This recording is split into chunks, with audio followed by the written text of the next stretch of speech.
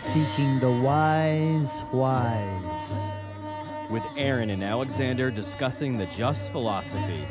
Covering self-development, emotional processing, conscious relationships, and 5 levels of overall wellness. Thank you for joining us on another episode of the Wise podcast. I am Aaron Keith. Along with me is Alexander. Hello, everyone. So good to be with you. And today we are going to be touching upon a very sad situation in the Asheville, Eastern Tennessee area. As, of course, most of you know that there has been very bad flooding, and it has created a lot of emotion in people. I am on the very outskirts of it, like right where a lot of the flooding started. So I've been able to see a lot of people experience a lot of tragic things.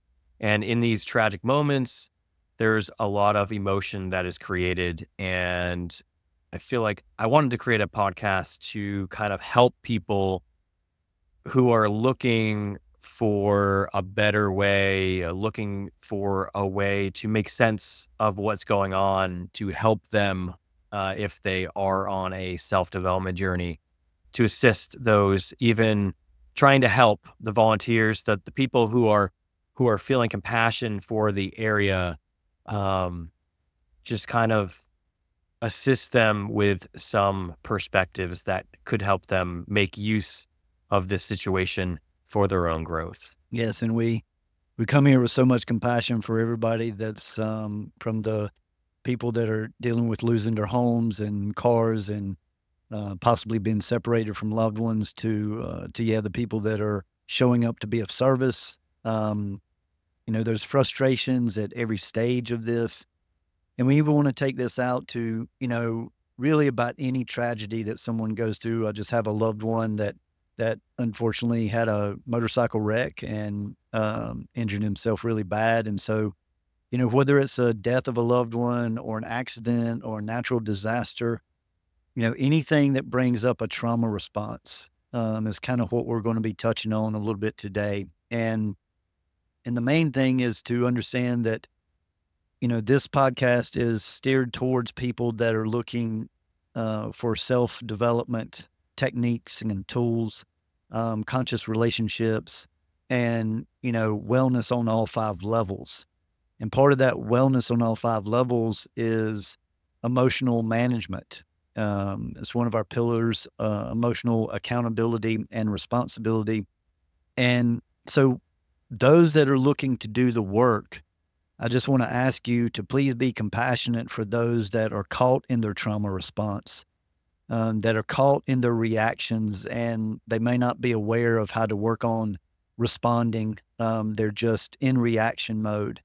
And this is a place to step up and raise your game to a whole new level, to be willing to do your work and see what it is in this event for you to learn, how to grow, how to be a better person, possibly how to let go of traumas from the past that this is bringing up, while being compassionate for those that are more linear thinking or possibly connected to a government agency that has to follow very, very strict rules. In all of this, we're all humans at the core, and I do feel and trust that most everyone wants to help and be of assistance, but everyone is operating under different so-called rules, and government people have to be held accountable in a completely different way than, say, a neighbor or someone that just lives locally. And so we want to realize that there's many different levels of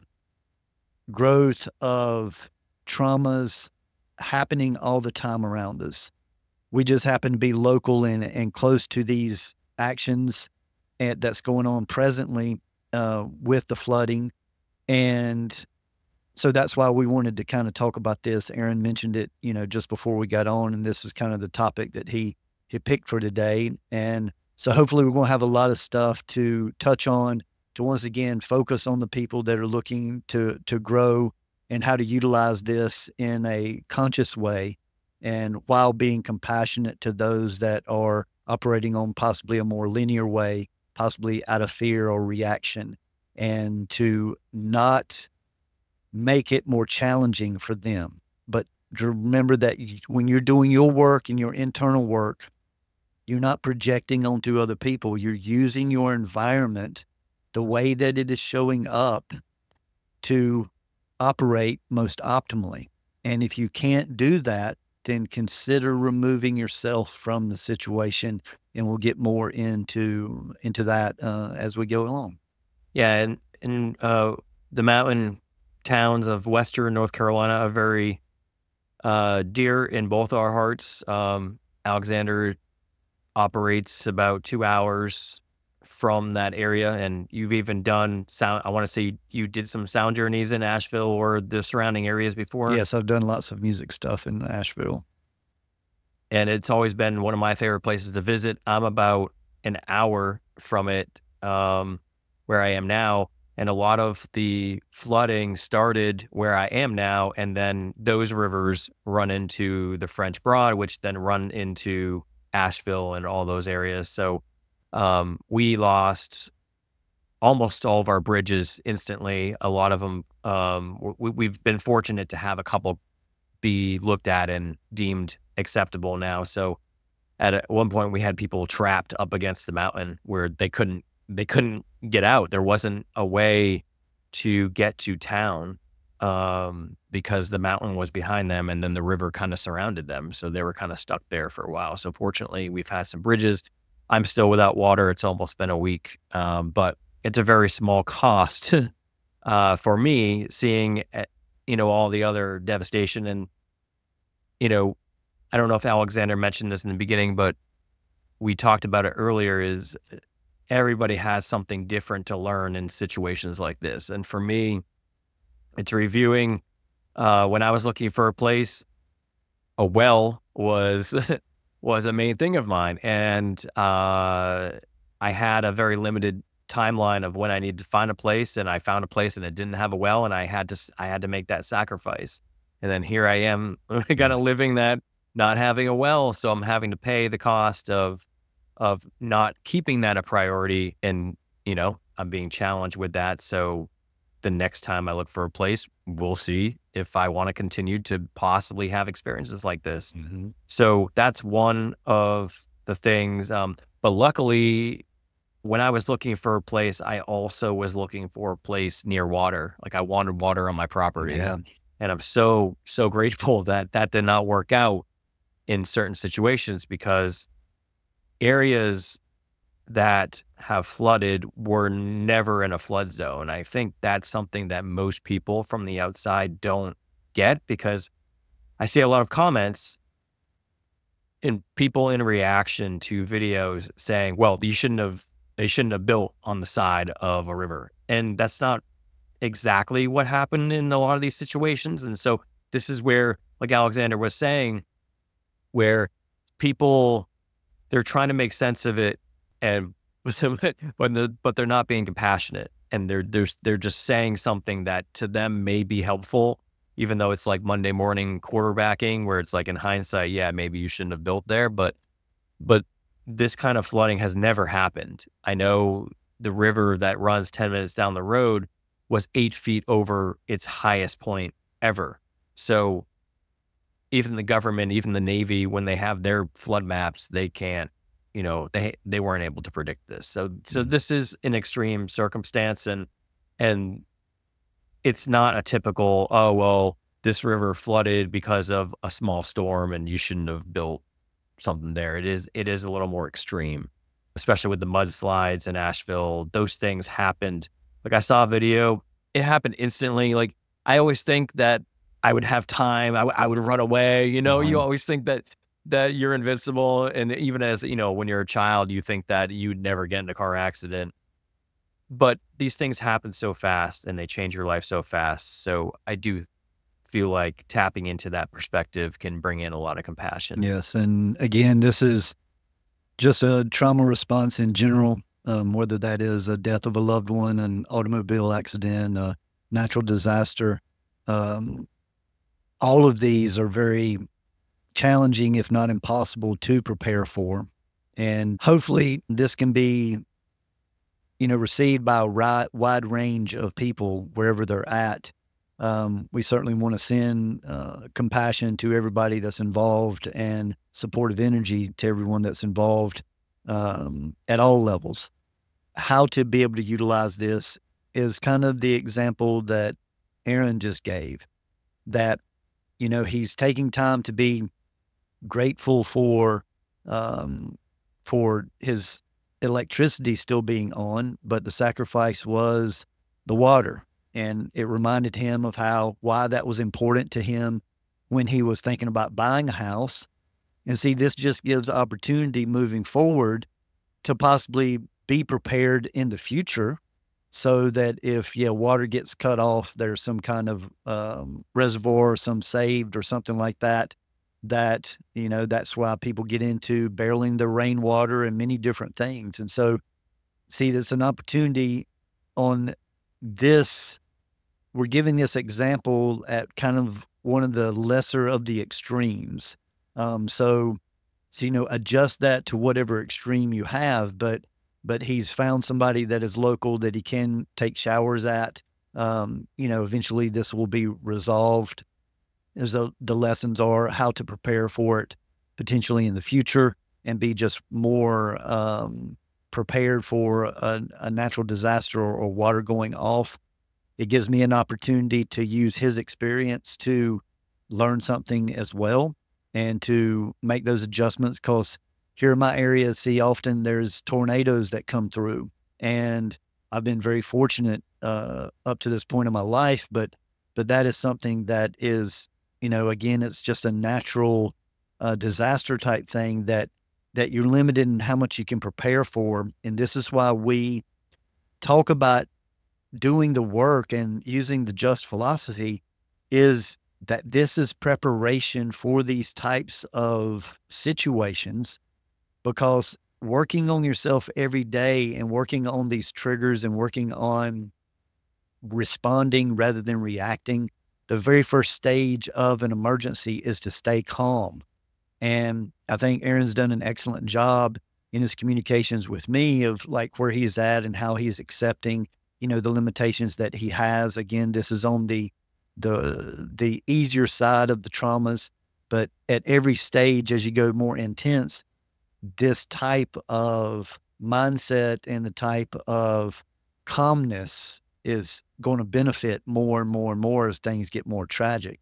So that first step is to recognize, to respond rather than react. There may be a natural reaction of fear, of anger, of many different emotions that come up. And we want all the listeners to understand that we support that as a process. That when I lost, my wife, so long ago, it was, I was angry at life. I was angry at God. I went through that for like a few weeks, and to understand that this is part of compassion, that when a trauma happens like this and you're not prepared for it, there's going to be a myriad of emotions that go through. And those of us that are working on ourselves to be compassionate for others that don't have any idea of what working on yourself is or managing your emotions, and they're just in that reaction. And that's a beautiful part of compassion, is knowing that people have to go through this. We hope that it's a stage, but for some people, it's not a stage. For some people, they choose to hold on to that anger and they'll live it out the rest of their lives. And see, we're not judging them. We're working on accepting that there's many different levels to this emotional management stuff and how to process that. And so the best thing you can do is, if you can't meet that person or where they're at that emotional stage, then my suggestion at this point is to remove yourself from the situation. If you're being of service, then maybe that means that you just leave one area and just go to another area to work. And the less that you talk about it, see, the less energy that you feed it. But those are just the first couple of steps that I wanted to get across in the beginning. Yeah, and I think even the people who say the wrong thing, like they're in problem solving mode. Like they want to help. Like you said, everybody kind of wants to help. It's just they're not reading the room, and and maybe they just don't, maybe they're not in touch with their compassion side. I know it's taken me some time to work through that. Mhm. And I know that I show up as problem solving, Aaron. Usually that's the first thing. Mhm. And so I have to, as we've talked about, how you usually show up first, it may not be May what not be usually what ideal. you need to bring. Right. So I've had to, kind of train myself to stop and assess the situation. So it does take a lot of work to do that. So we can't expect everyone, even people not on a self growth journey path yet, to be in that, because it is Yeah, work. and So some, and the people that are like first responders and emergency type people, they've got a method of operation. And again, remember that it's not the strongest that will survive. It's not the smartest that will survive. It's the one that can adapt. So see, being able to have somebody say something maybe sharp to you that hurts your feelings, in an emergency situation, this is why we do the work, to be able to catch that and not take it personal because this person is trying to run an emergency situation. And this is called thickening your armor, so to say. To put yourself in these situations where you learn to overcome those is very beneficial. Um, and, but if you're not prepared for that and you do find that it has activated your emotions negatively, then this is where we suggest just remove yourself from being around that particular person and go find somebody else or another situation to help out in. Please don't let it just ruin your day and you just decide that you don't want to help at all anymore. And I think that that's, again, these are different stages or steps in the process of self development. And when you're strong and well fed, well rested, then that's when I suggest people, hey, do what's the hardest and see how long you can hold that vibration without it affecting you. But for those that are tired or maybe have been helping for days already, be easier on yourself and consider removing yourself from the situation if the pressure just gets too much.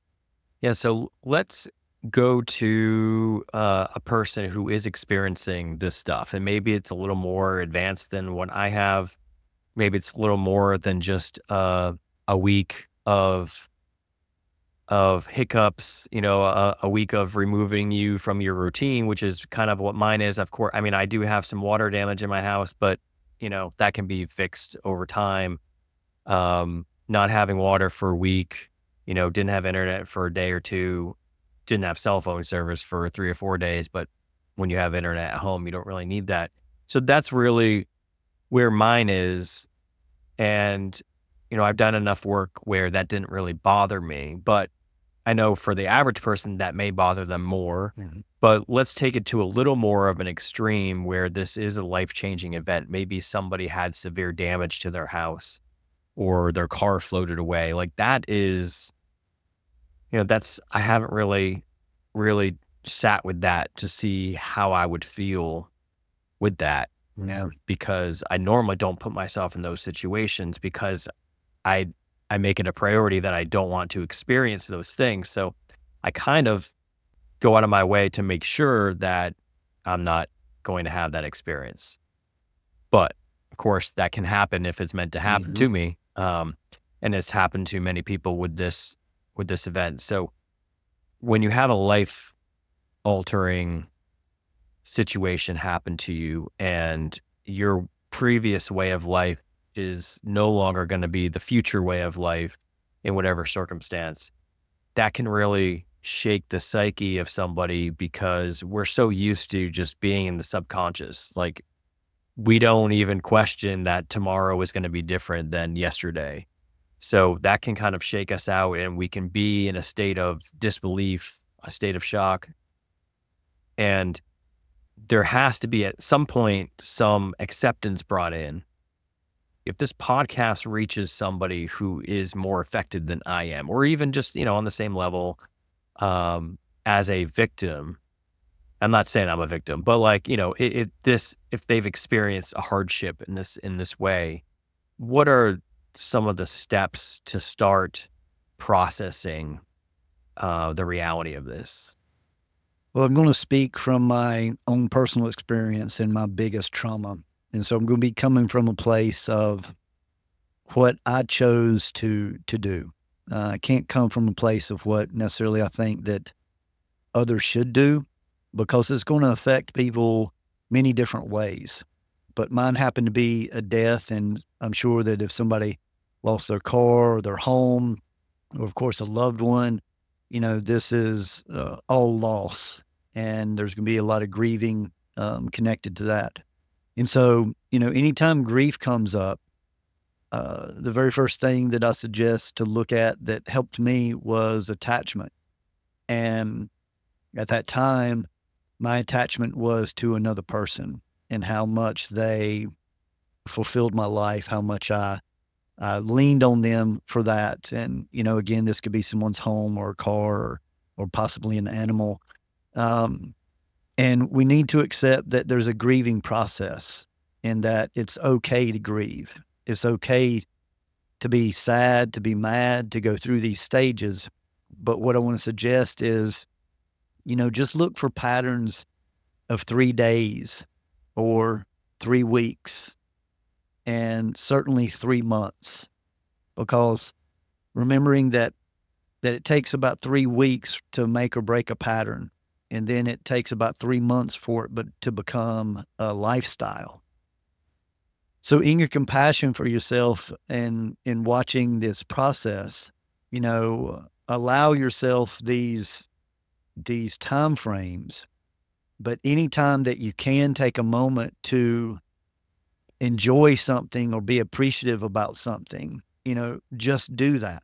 That's all. It might be sunshine. It might be a flower that you happen to see. It might be like this morning after my 5 levels worked out, I was outside and 6 deer just come running across my yard, and one got separated and the other 5 was behind the trees.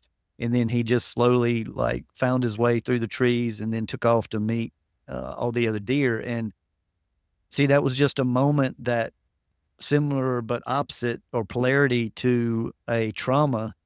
It was just something I couldn't have created or managed. It just happened. And I was able to be in that moment, just that moment of complete appreciation of that specialness. And even when we're going through traumas and in these very negative places, there's still magic happening everywhere if we will just be willing to look for it or see it. And again, carrying that compassion, but acceptance is where we want to work towards, and accepting that the only constant is change. And this is one of the biggest obstacles for the human race, is that we get too comfortable with people, places, and things. And these loss is what reminds us of just how important people, especially can be. And sometimes how important things like homes can be, and cars, animals, all that can be. But at the same time, how we can work on non-attachment with it as well. And gratitude and staying in gratitude is what kind of helps to work on that non-attachment. Thank you for tuning in and listening to this free full version of the Wise podcast. Now, before we get back to the episode, I just want to take a second and say, if you are loving what you're hearing, we do have a complete conversation premium subscription option where you can get all of our back 160 plus episodes to utilize and further your self-growth journey.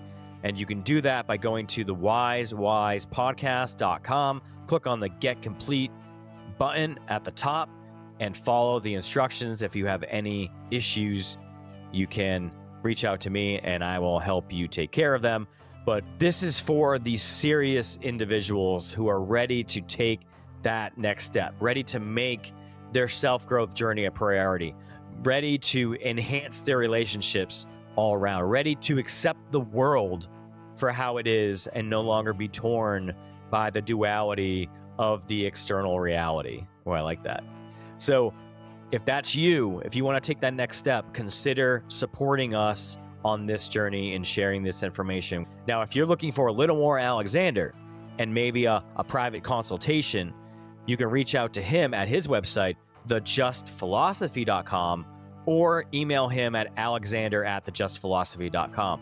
On his website, you will see his different offerings, a variety of relationship coaching, energetic design consultations where we'll look at your human design chart and your destiny cards and provide a personal prescription for you. If you're in the North Carolina area, Alexander also has a variety of different sound journey events that are being posted on his website. He also is the inventor of the Vibertune sound therapy table, which 15 minutes on this vibrating table, listening to music that he composed, leaves you in a state of contentment. It feels like an energetic blanket has just laid upon you and you're back in the womb. It's a really great experience. So if you're in the North Carolina area and you want to reach out to him to even just ride the table, reach out to him at his email address. And of course, he has a variety of other tools and music that he's composed that you can get there. So anyway, with that said, I want to get you back to the rest of this episode and thank you for working on you. Yeah, I feel like, I know it's cliche, but taking it one day at a time, like you manage one day and you process one day, and then the next day is a little easier. And you think that, like, while you're saying that, I was thinking that, I mean, what if I did lose my house and I lost everything I have? Like, that seems so overwhelming from like here to how do I get back to where I was? Like, that's a lot of time and energy spent. But when you're in it, it is one day, one moment at a time, and you slowly build back. And I'm not justifying it or saying it that, you know, you can do it and it's fine. But even with your emotional state, it is one day at a time. It is one moment at a time. And processing that emotion, like you're saying, is really important. And I know there's been some confusion about emotions being, you know, maybe we're saying they're bad, but they're really not bad. They're just there to show us information, show us places we need to look at, where we have work to do, and processing loss and that grief, that sorrow, that depth is just a natural process. But just understanding that this is energy that's coming out of your body based on your perceptions, and allow it to happen. I know I've had to do my work because I think that thing around emotions comes from people wanting to be perfect. I know that's where it came from for me. Like, once I learned about about this work, it was like, I want to be good at it, you know? So I'm not going to have emotions, and that's not realistic. Right. It is energy. Emotions are energy, and energy is everything. And so we have to move through that when it comes up for us and sit with it. Like, we have to make use of it and learn from the emotions. I think the way I'm made is to really sit with that emotion and like feel it so that I learn from it. And so I'm fortunate in that way because that's like my natural process. So I do go in like a little bit of a hibernation away from people when I'm feeling something, and I can be guilty of not communicating with people around me, but I am like making use of that emotion until I have a clear understanding of where I want to go from that feeling. Well, and an example that I want to give here is what processing looks like. And that, for me, in my experience with that death, was that I was angry. And so, see, I might be crying and really in a lot of pain, and maybe even saying, why did this have to happen? This is, very, very common. I can't believe that it is gone. Whether if it's a house or a car or something like that. But, for me, it was that in that crying, I want to do what we call the 360-degree processing. See, I had 11 years with this incredible being, and I had the choice to either lament what I had lost or to relish in what I had had. And see, this is the free will that we were given, that these emotions are choices. And so Releasing is going through that anger, going through that sadness, and then getting to what you are grateful for. And see, when you can be in that so-called negative emotion and shift that over to gratitude, that's when amazing, amazing things happen. And that's when it's the hardest to do, because it's hard to shift into that gratitude when you're so angry, maybe frustrated. And so this is why we call it a process. And the more you practice it, the easier it gets. The more you practice it on little things throughout everyday life, then the more available it is to you when you are in a situation like that. And I also wanted to highlight what Aaron had said earlier about the cliche thing of taking things one step at a time or one day at a time. And I can't emphasize that enough, because initially when people go through trauma, I've seen this over and over and over, you start thinking about everything that has to be taken care of moving forward. And I was just with someone that, had a motorcycle accident, and, and I was carrying so much compassion. I saw them just a couple of days after it happened, and they were in shock.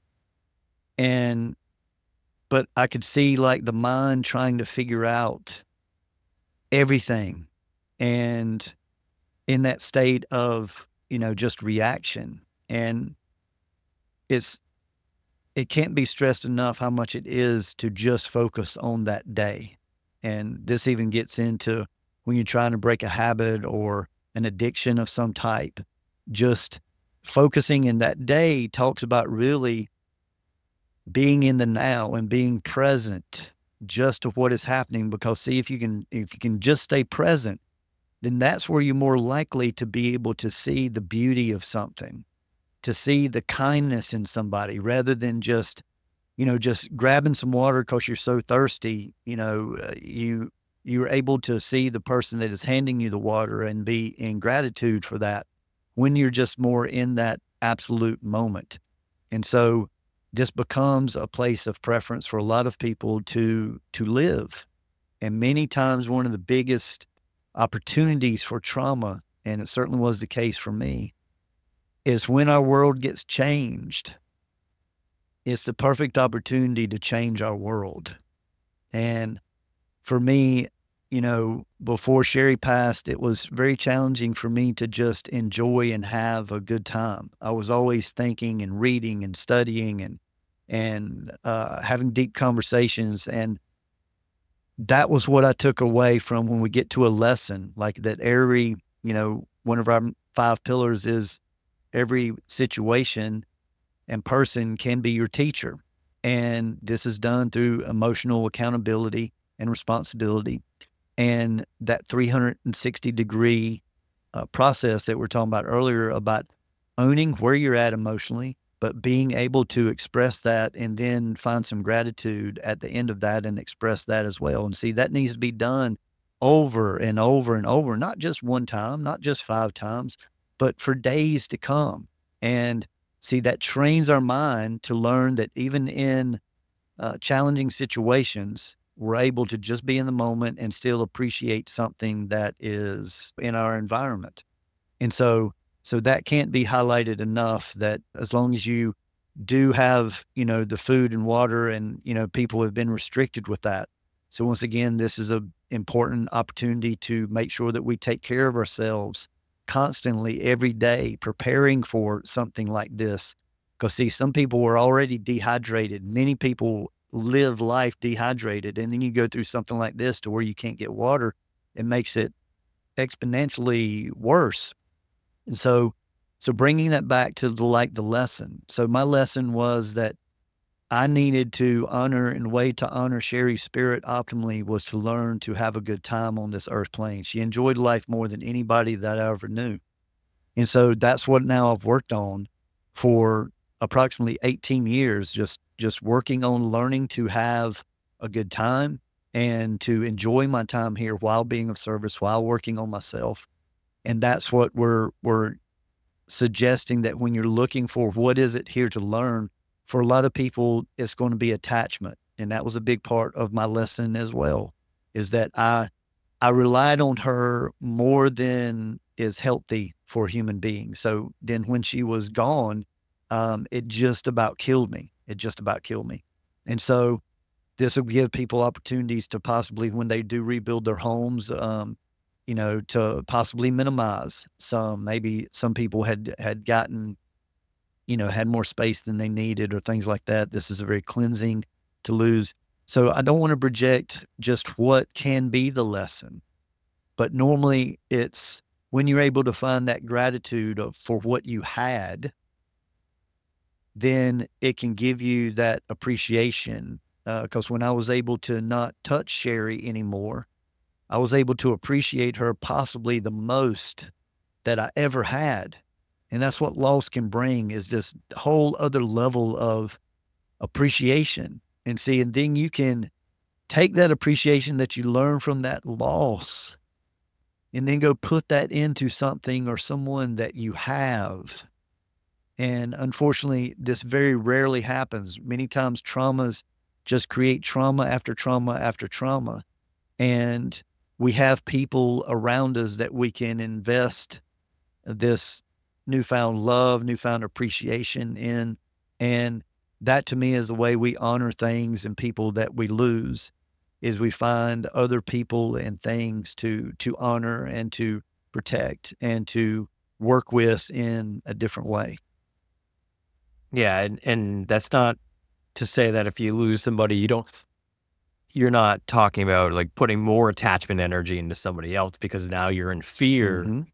of losing them because you already lost somebody. So that's kind of where that awareness needs to come in and be conscious of your fears, because you were also talking about being prepared for things like this. And we're not talking about out of fear, because when you're in fear, then you're not seeing things clearly. And so for me personally, I always look at what I don't want to experience in this life. Mm-hmm. And for me, like flooding is one of those things.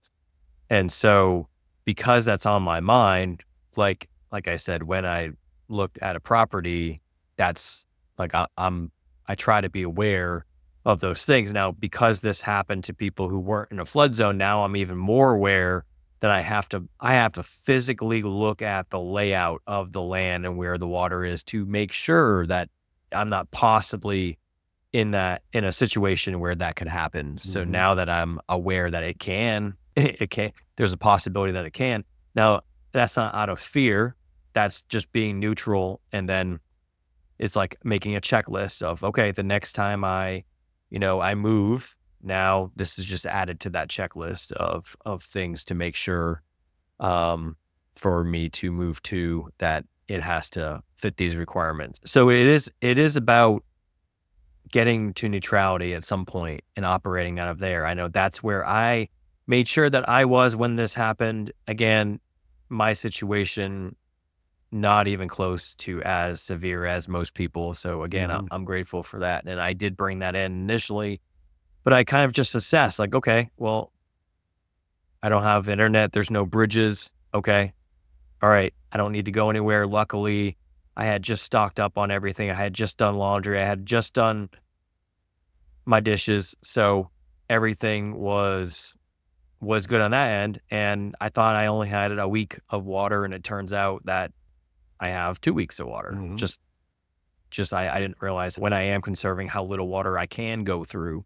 I feel like these situations that happen in your life, especially when they're not as severe, it helps you see what you can do and how you can prepare and how possibly you can alter your life in certain ways, or what you can go through that you may have not thought that you had the strength to go through. And another place to practice here is with loss, is to, after you lose something of a large magnitude, it changes or it has the opportunity to change your attachment to lesser things throughout the rest of your life. So see, somebody that maybe has lost a car or home or something at that level, maybe they were attached to a sibling that took $100 from them, borrowed it, and didn't pay them back. And they've been bitter and resentful for years over this small amount of money out of the principle of it. I hear that all the time. Well, it's the principle.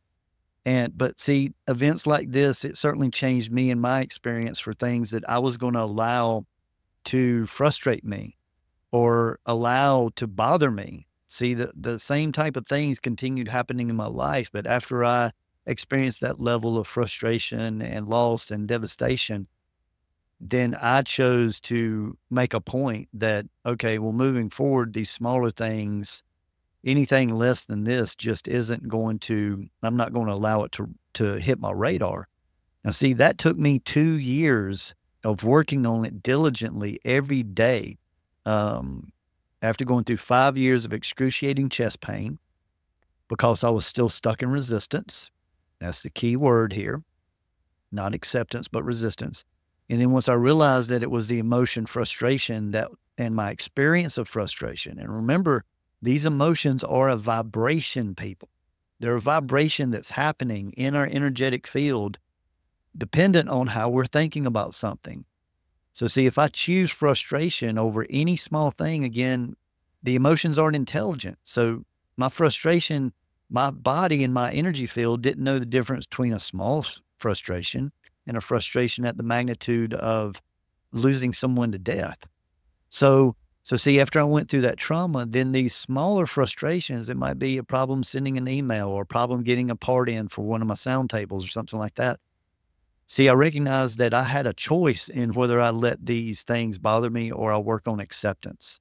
And that's what I'm talking about. The actual practice was every day, day in and day out, was working towards, am I in resistance or I am in acceptance? And those are two very different vibrations. And the more that we're in acceptance, we also call it neutrality. The more that our energy field is at peacefulness or contentment or charging, the more gratitude that we're choose to tap into, it can actually lift that vibration. So see, seeing the power that we carry in this, it gives us an opportunity to work on these things day in and day out. And any of you listeners that aren't going through the trauma response right now, this is still extremely valid for you. You can choose today to start picking an emotion. I like to suggest the emotion that you experience most. And through my life, it was frustration. That's what wound up giving my trauma, or what would have been labeled as PTSD. And then once I figured out it was the emotion frustration, it took me 2 years of changing every aspect in my life. Because see, my life was completely different. It had completely changed. So I might as well change who I am in it. And that's been the process every day ever since then. And that more well equips us to manage these bigger devastations when they happen down the road. And I've lost many people since then, even my mother most recently. And, you know, I was just able to truly be there and experience it and not be overly emotional, and to experience it differently, death. And so it's been a graduation for me, and that's loss and death have been my training ground. And I just send so much love and compassion for everybody that's going through loss, whatever the way is for you out there with you listeners. And I appreciate, you know, how well Aaron has managed his situation and communicated about it. And I think it's, you know, very useful information for everyone. Yeah, I think all these things that we're talking about are building towards wisdom, because if you talk to some of the older generation, they usually have a neutral perspective on loss, on attachment. They've been through it. They've learned from it. They've changed. Life has changed. And we recently did an episode on suffering. And I think that if this information in this one resonates and you want more information on different perspectives on suffering, I would definitely go back and listen to that episode. It was maybe four or five ago, but I think it ties into this information pretty well, because they are pretty similar. You know, people are suffering right now, and we do send our compassion and want to help people who are looking for the help on the perspective level, on the growth level. And that's what we're here to do and what we offer. This isn't coming from a Pollyanna point of view, or we're not just promoting to just be positive. Hopefully it's very understood that we're talking about a process here, and we are talking about being very human. And part of that humanness is the compassion level when you're just at a different place than someone else. And I like to suggest people to look at growth as lanes rather than many times when people talk about levels, they'll talk about it vertically like this. And I'd rather look at it horizontally because that takes out the hierarchy. And when we're in different lanes, see, we can be going toward the same thing. And two people say that are being of service and helping people that are, needing the help. They can originally have the same idea to help this person, say they can see them, but they can't get to them. And it could be a government official and it could be a local neighbor. And see, they're going to be operating in different lanes.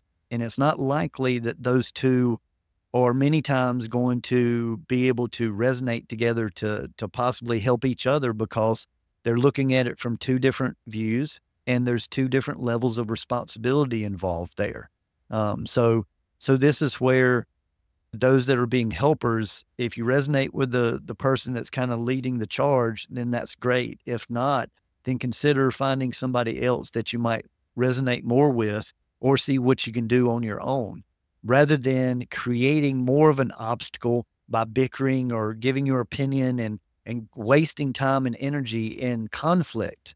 This is a very important step in wisdom, is that you learn how to adapt for the overall good of everyone involved. We've said this over and over and over throughout these many years of this podcast. And that's what the wise one keeps in mind, is not what is right for me or best for me or best for that one person, but what is for the best of everyone that's involved here. That's what, Tai Chi, the energy, so to say, is about, is that you're able to set your personal preferences aside. This is a big aspect of the Just Philosophy's work. You're able to set your personal aspects aside for the overall good of everyone involved here. And see, too often judgment comes in, and bickering between two different people or two different styles can consume a lot of time and resources and energy.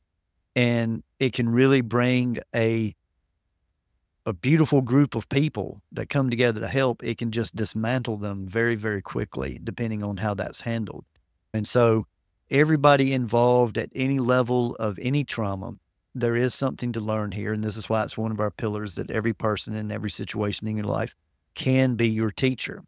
But see, you have to want it to be. So if you're around somebody that maybe normally they like talking about working on themselves and that kind of thing, but they're in an emergency state, see, they might not respond to the same language that you normally talk with them about. Again, it's the one that can adjust that carries the most power. And so the less traumatized that you are, then this is, similar to my saying of, so you think you know more than anyone else in the room, then congratulations, you carry the most responsibility. And that's the way that I see even in emergencies, that you may think that you know more literally than somebody that's trying to lead, but they may be a more effective leader. So see, being able to see that just because you know more, and this is an epidemic in our society, that just because you have more information does not mean that you have more wisdom. And many times the intellect get in the way of the doers. And so again, the knowledge is important. The doing is important. There's many different levels, and looking at each other like we're in just these different lanes and we're going in the same direction, but we're going at different speeds, different rates, many differences that are there. And please be compassionate and supportive for those that are in a different lane than you are. Yeah, one of my favorite parts of doing this work is it has helped me to not react so much to external circumstances, external events, external people, all that. I'm able to stay pretty much the same parties going on inside, Well said. usually, all the time. And so it really helped me in this situation to understand that something was going on, have like a certain amount of time for information gathering, and then processing to be like, okay, well, for the next week, plus, then I'm probably not going to have water. So rather than get upset and because showers are really important to me. Like Mhm. it's really hard for me to focus throughout a day if I don't have a shower, and not having that is a real challenge for me, especially working. Like I can't focus as much. I feel restless, but I know that it's temporary, and I could do it for a week. I could do it for 2 weeks if I had to. Like I know what I can do is, again, one day at a time, and everybody's going through this, Mm. and everybody will go through this in their lifetime at some point. So it's not just happening to me. It's just my time, and I'm going to make use of it. And I've been through tougher things for whatever reason. These certain things follow me around. Mhm. I've been through ice storms up in the north. I've been without power for 10 days. So I have that hardiness in me to go through these things because it just is part of the human experience. And we can't appreciate power without not having power for 10 days. Right. So um, it just keeps us in check, and it, kind of like what we've been talking about. It builds wisdom if we want it to inside of us. Yes, or it can bring devastation and bitterness and resentment. And, and when I sat down and I asked the divine energy, uh, why that had to happen to me, that's when I was presented with those two choices. And it basically said to me, as clearly as we're talking now, you can either choose to lament what you've lost for the rest of your life and be in that energy, or you can choose to be in gratitude for what you had 11 years with. And, and that was when I made my shift out of the so-called negative emotions, the anger, the bitterness, resentment, because I chose to choose that path. And that's when my so-called wellness journey, began. And it was a 7-year track to get somewhat balanced back out. But see, this is the other thing. This was a cleansing thing that happened in, mainly the Asheville area and the Tennessee area that we're talking about, because that's the water and the flood. And see, it's a cleansing. And so this is an opportunity for people that want to do the work to look at, cleansing rituals, and, and then the fact that you're got an obstacle with not being able to physically cleanse like you are normally used to. So again, this could be a message to make sure that you're energetically cleansing and that we're spiritually cleansing on all 5 of those levels. Again, the physical, mental, emotional, energetic, and spiritual. And to see that this is an opportunity to see how this has been delivered, and then use it as a potential mirror of where it was extreme and very extreme cleansing. I just wanted to begin to wrap this episode up, that, please understand that we are coming from a very compassionate place, and, reach out any of these listeners that you are being affected at any level.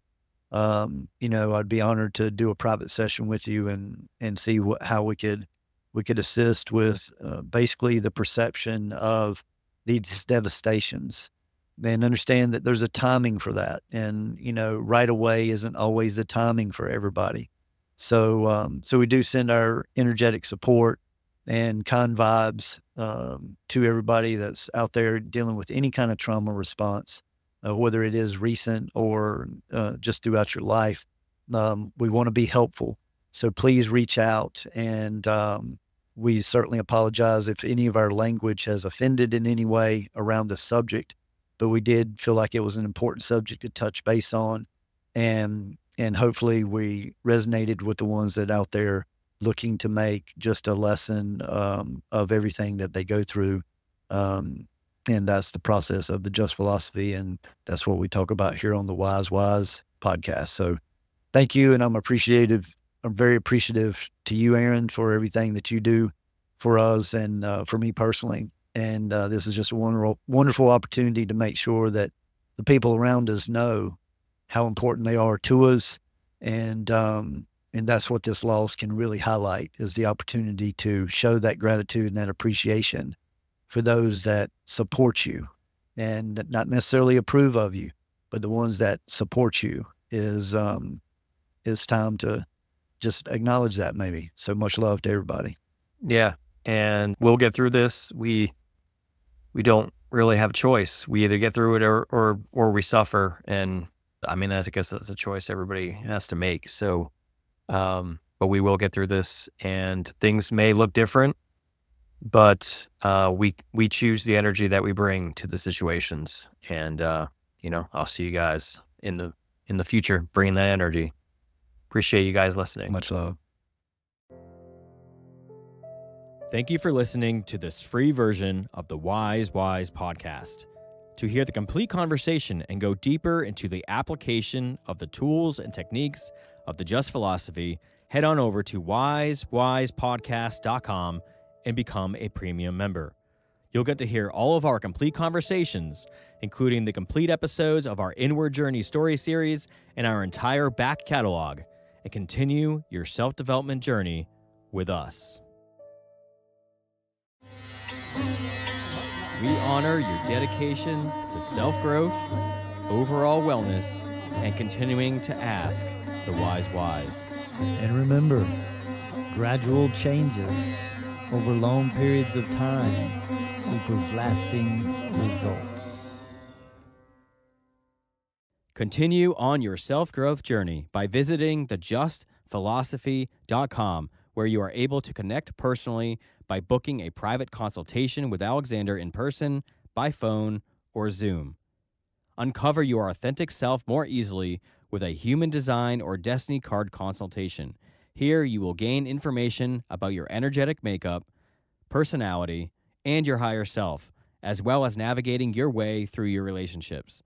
There are also multiple types of reports available for purchase that help you gain insight into your career, relationships, and opportunities for self-growth.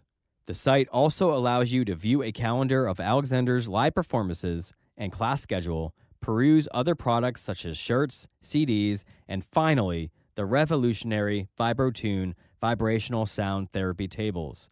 These contoured therapy tables allow you to bathe in a vibrational sonic bath of frequencies, bringing you into alignment on all levels. You will be feeling and hearing calming music synced through vibration and frequency. So again, you can grab all this goodness at thejustphilosophy.com, thejustphilosophy.com. The Just Philosophy, as discussed in this podcast, has been developed by Alexander over the last 25 years in his personal studies, private practice, and professional environment. The information discussed is intended for educational purposes only and is not meant as a replacement for conventional medicine. Just remember, knowledge plus experience equals wisdom. Seek the wise. We want to thank you for working on you. Keep shining your light and refining your vibe.